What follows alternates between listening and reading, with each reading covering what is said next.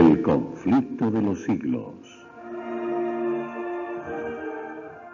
Escrito por Helena Harmon de White. Capítulo 31. El peor enemigo del hombre.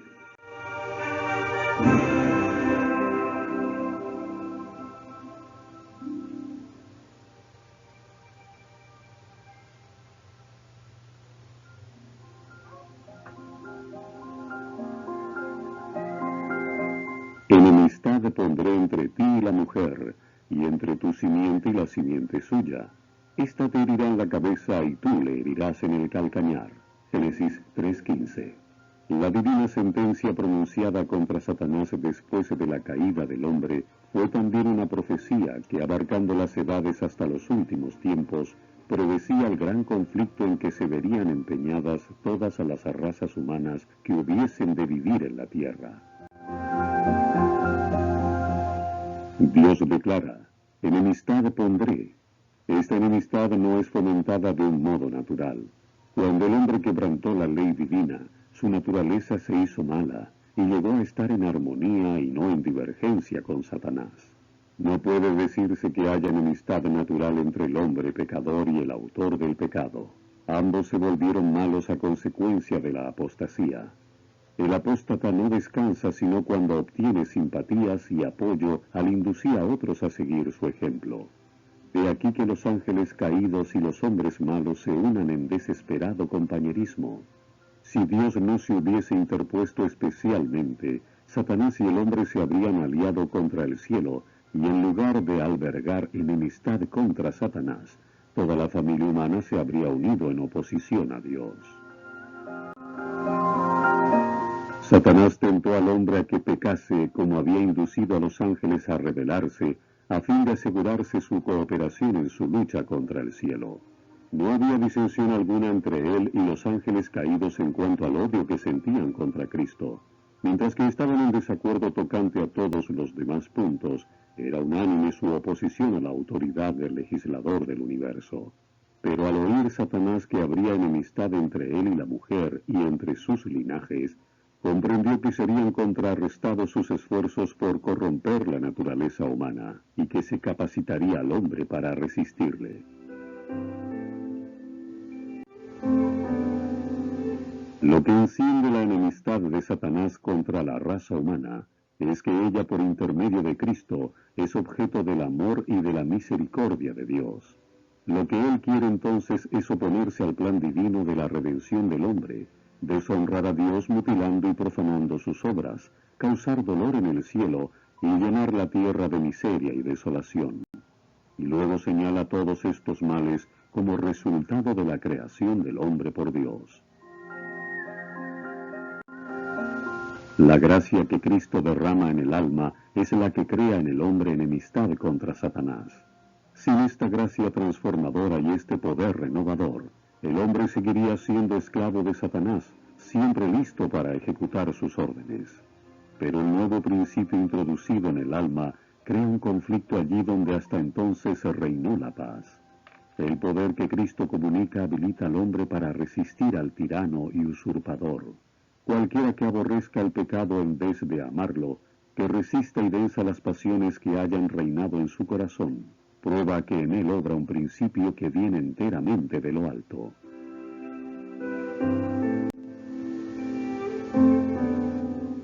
El antagonismo que existe entre el Espíritu de Cristo y el Espíritu de Satanás se hizo particularmente patente en la forma en que el mundo recibió a Jesús. No fue tanto porque apareció desprovisto de riquezas de este mundo, de pompa y de grandeza, por lo que los judíos le rechazaron. Vieron que poseía un poder más que capaz de compensar la falta de aquellas ventajas exteriores. Pero la pureza y santidad de Cristo atrajeron sobre él el odio de los impíos. Su vida de abnegación y de devoción sin pecado era una continua reprensión para aquel pueblo orgulloso y sensual. Eso fue lo que despertó enemistad contra el Hijo de Dios. Satanás y sus ángeles malvados se unieron con los hombres impíos. Todos los poderes de la apostasía conspiraron contra el defensor de la verdad. La misma enemistad que se manifestó contra el Maestro se manifiesta contra los discípulos de Cristo. Cualquiera que se dé cuenta del carácter repulsivo del pecado y que con el poder de lo alto resista a la tentación, despertará seguramente la ira de Satanás y de sus súbditos. El odio a los principios puros de la verdad, las acusaciones y persecuciones contra sus defensores existirán mientras existan el pecado y los pecadores. Los discípulos de Cristo y los siervos de Satanás no pueden congeniar. El oprobio de la cruz no ha desaparecido. Todos los que quieren vivir piadosamente en Cristo Jesús padecerán persecución. Segunda de Timoteo 3:12. Los agentes de Satanás obran continuamente bajo su dirección para establecer su autoridad y para fortalecer su reino en oposición al gobierno de Dios. Con tal fin tratan de seducir a los discípulos de Cristo y retraerlos de la obediencia. Como su jefe, tuercen y pervierten las Escrituras para conseguir su objeto. Así como Satanás trató de acusar a Dios, sus agentes tratan de vituperar al pueblo de Dios. El espíritu que mató a Cristo mueve a los malos a destruir a sus discípulos. Pero ya lo había predicho la primera profecía. Enemistad pondré entre ti y la mujer, entre tu simiente y la simiente suya. Y así acontecerá hasta el fin de los tiempos.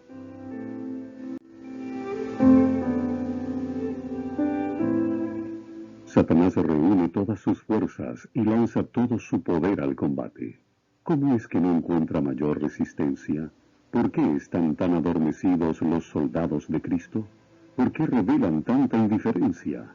Sencillamente porque tienen poca comunión verdadera con Cristo, porque están destituidos de su espíritu. No sienten por el pecado la repulsión y el odio que sentía su Maestro. No lo rechazan como lo rechazó Cristo con decisión y energía. No se dan cuenta del inmenso mal y de la malignidad del pecado, y están ciegos en lo que respecta al carácter y al poder del príncipe de las tinieblas. Es poca la enemistad que se siente contra Satanás y sus obras, porque hay mucha ignorancia acerca de su poder y de su malicia, y no se echa de ver el inmenso alcance de su lucha contra Cristo y su Iglesia. Multitudes están en el error a este respecto. No saben que su enemigo es un poderoso general que dirige las inteligencias de los ángeles malos y que merced a planes bien combinados y a una sabia estrategia guerrea contra Cristo para impedir la salvación de las almas. Entre los que profesan el cristianismo y hasta entre los ministros del Evangelio, apenas si se oye hablar de Satanás, a no ser tal vez de un modo incidental desde lo alto del púlpito. Nadie se fija en las manifestaciones de su actividad y éxito continuos. No se tienen en cuenta los muchos avisos que nos ponen en guardia contra su astucia, hasta parece ignorarse su existencia. Mientras los hombres desconocen los artificios de tan vigilante enemigo, éste les sigue a cada momento las pisadas. Se introduce en todos los hogares, en todas las calles de nuestras ciudades, en las iglesias, en los consejos de la nación, en los tribunales, confundiendo, engañando, seduciendo, arruinando por todas partes las almas y los cuerpos de hombres, mujeres y niños, destruyendo la unión de las familias, sembrando odios, rivalidades, sediciones y muertes. Y el mundo cristiano parece mirar estas cosas como si Dios mismo las hubiese dispuesto y como si debiesen existir. Satanás está tratando continuamente de vencer al pueblo de Dios, rompiendo las barreras que lo separan del mundo. Los antiguos israelitas fueron arrastrados al pecado cuando se arriesgaron a formar asociaciones ilícitas con los paganos. Del mismo modo se descarría el Israel moderno. El Dios de este siglo cegó los entendimientos de los incrédulos, para que no les resplandezca la lumbre del Evangelio de la gloria de Cristo, el cual es la imagen de Dios. Segunda de Corintios 4:4. Todos los que no son fervientes discípulos de Cristo son siervos de Satanás. El corazón aún no regenerado ama el pecado y tiende a conservarlo y paliarlo. El corazón renovado aborrece el pecado y está resuelto a resistirle. Cuando los cristianos escogen la sociedad de los impíos e incrédulos, se exponen a la tentación. Satanás se oculta a la vista y furtivamente les pone su venda engañosa sobre los ojos. No pueden ver que semejante compañía es la más adecuada para perjudicarles, y mientras más se van asemejando al mundo en carácter, palabras y obras, más y más se van cegando.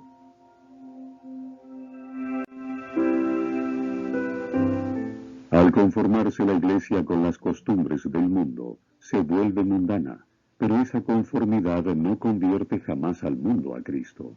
A medida que uno se familiariza con el pecado, éste aparece inevitablemente menos repulsivo. El que prefiera asociarse con los siervos de Satanás dejará pronto de temer al Señor de ellos.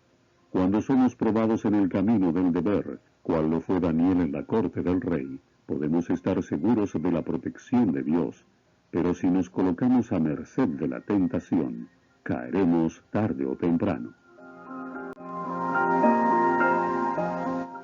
El tentador obra a menudo con el mayor éxito por intermedio de los menos sospechosos de estar bajo su influencia.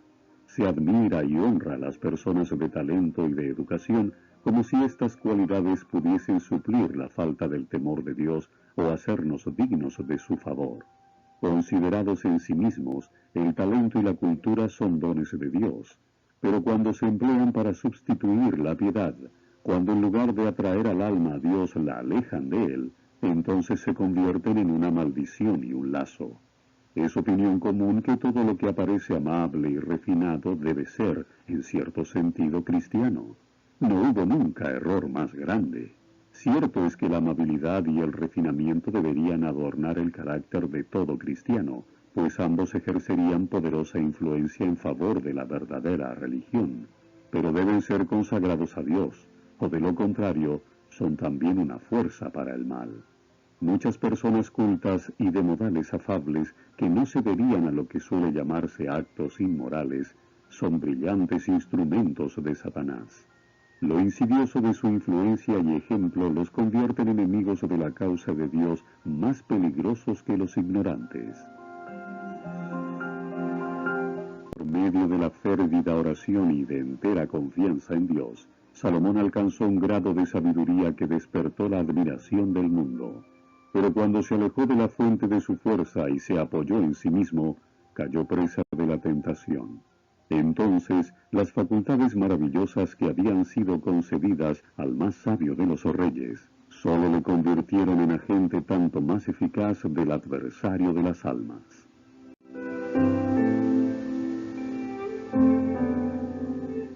Mientras que Satanás trata continuamente de cegar sus mentes para que no lo conozcan, los cristianos no deben olvidar nunca que no tienen que luchar contra sangre y carne, sino contra principados, contra potestades, contra señores del mundo, gobernadores de estas tinieblas, contra malicias espirituales en los aires.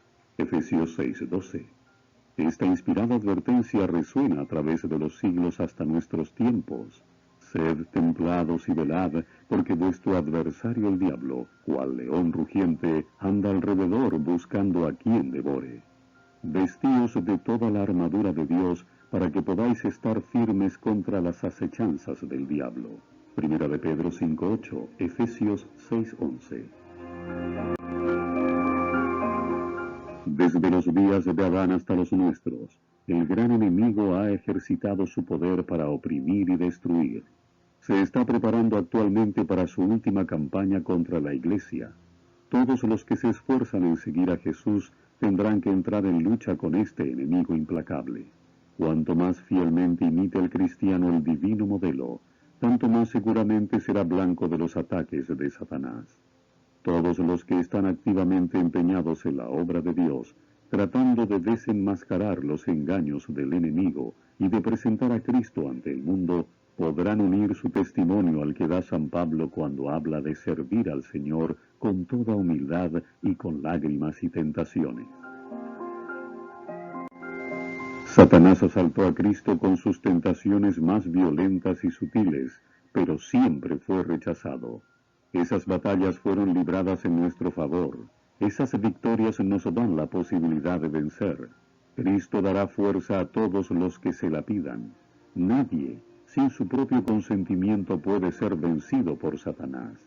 El tentador no tiene el poder de gobernar la voluntad o de obligar al alma a pecar. Puede angustiar, pero no contaminar. Puede causar agonía, pero no corrupción. El hecho de que Cristo venció debería inspirar valor a sus discípulos para sostener denodadamente la lucha contra el pecado y Satanás.